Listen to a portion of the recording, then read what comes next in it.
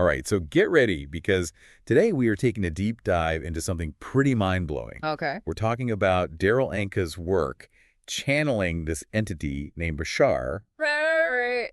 and specifically his 5-step manifestation formula. Okay. Have you ever heard of that? I have heard of it. You know how some people believe you can attract what you want just by Like manifesting it?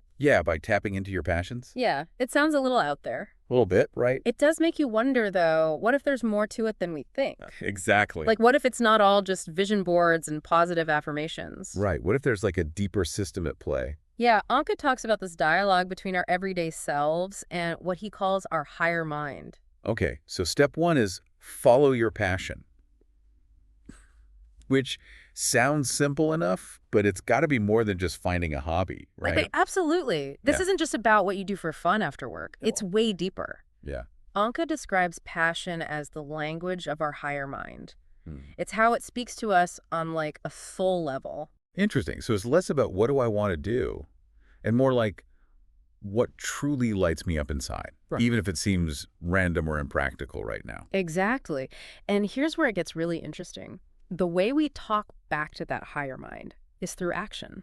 Oh, wow. Not just thinking about our passions, but actually taking action on them, even in small ways. You know what that reminds me of Anka's story about finding the narrator for his documentary? Oh, yeah. He was just like putting it out there, not even sure who he was looking for, and then bam, And then he just runs into the perfect person. total synchronicity. Exactly. It's like by taking action, even without a clear outcome in mind, he opened himself up to that chance encounter. Wow. He was aligned with his passion, took action, and the universe responded. That's wild. Okay, so following our passions, that's step 1. What's next on this manifestation journey?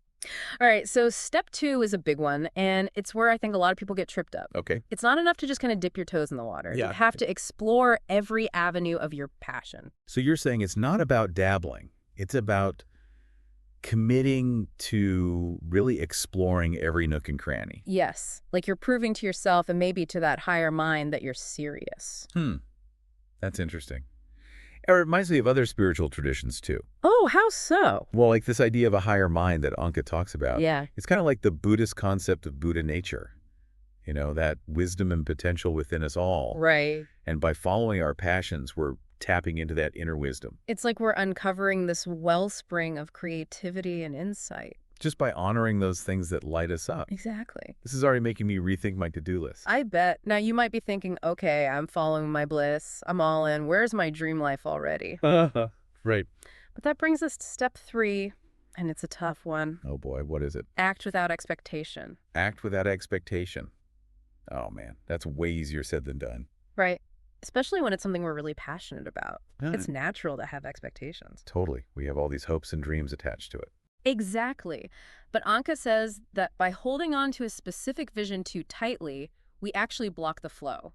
Oh, wow. It's like we're trying to force the universe to fit into our own limited view. It's like putting on blinders and only looking straight ahead. You miss everything else. I love that analogy. What's that saying about the river cutting through rock? Oh, yeah. A river cuts through rock not because of its power, but its persistence. Yes. Persistence. Yeah. Maybe it's about trusting the journey even when we can't see where we're going. Absolutely. Trusting the process, that's a big part of what Anka talks about. Right. It's about aligning with our passion, taking action, and then getting out of our own way. Exactly. It's funny because it makes me think about Anka's story again. Oh, yeah. What part? So he's looking for this narrator, right?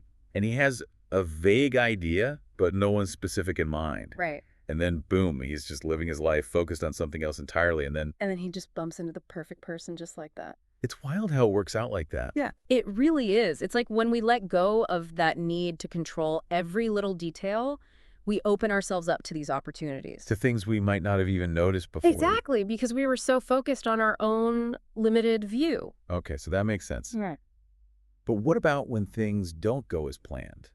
That's a really good question. Because let's be real, life rarely follows a straight line. It doesn't. Even when we're following our passion, we're going to hit bumps in the road. Exactly. So how do we deal with that? That's where step 4 comes in. Okay, what is it? Find the positive, even in the negative. That sounds like a tough one. It can be.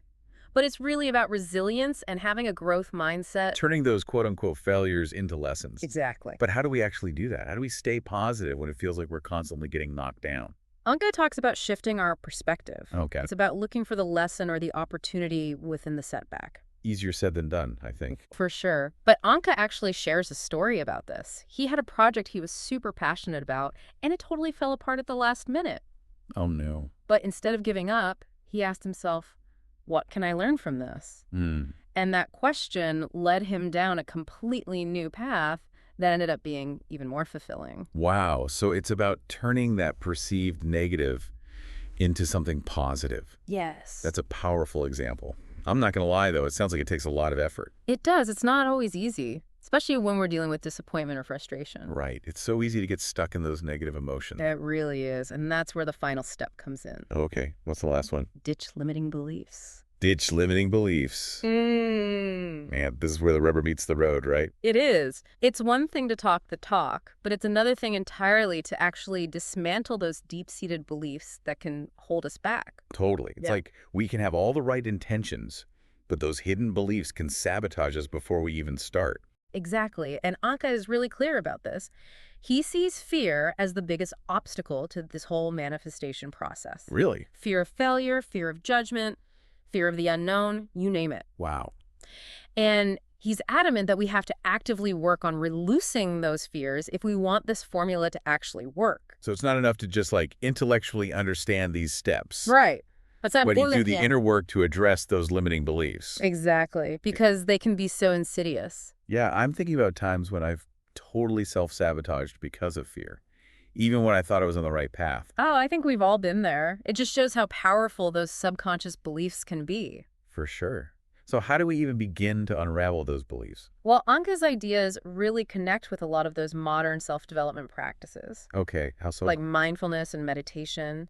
It's about learning to observe those negative thoughts and fears without judgment, and then consciously choosing to shift to a more empowering perspective. So we're basically like rewiring our brains. In a way, yes. We're replacing those old limiting beliefs with ones that actually serve us. It's like we're upgrading our internal operating system. Exactly. Hmm. And Anka would say that when we combine that inner work with the outer work of following our passions and taking action, that's when the real magic happens. Wow. So it's like this powerful synergy between our inner and outer worlds. Exactly. This has been such an eye-opening conversation. It's fascinating stuff, right? It really is. I feel like I have a whole new perspective on how to approach my goals and dreams. It's not just about pushing and striving, but about aligning with my passions, trusting the journey, and staying open to those synchronicities. It's about becoming a co-creator of your own life. Yes, exactly. And it all starts with that willingness to follow those inner whispers, even if they seem a little crazy at first. Sometimes the craziest ideas are the ones that lead to the most amazing adventures. I love that. So to wrap things up, if you're feeling inspired to tap into your own passion and maybe shake things up a bit, we encourage you to just choose one small action this week, something aligned with what truly lights you up. You don't need a grand plan or anything, just a willingness to take that first step and see where it leads. And who knows what incredible synchronicities might be waiting for you just around the corner. Till next time, keep diving deep and stay curious.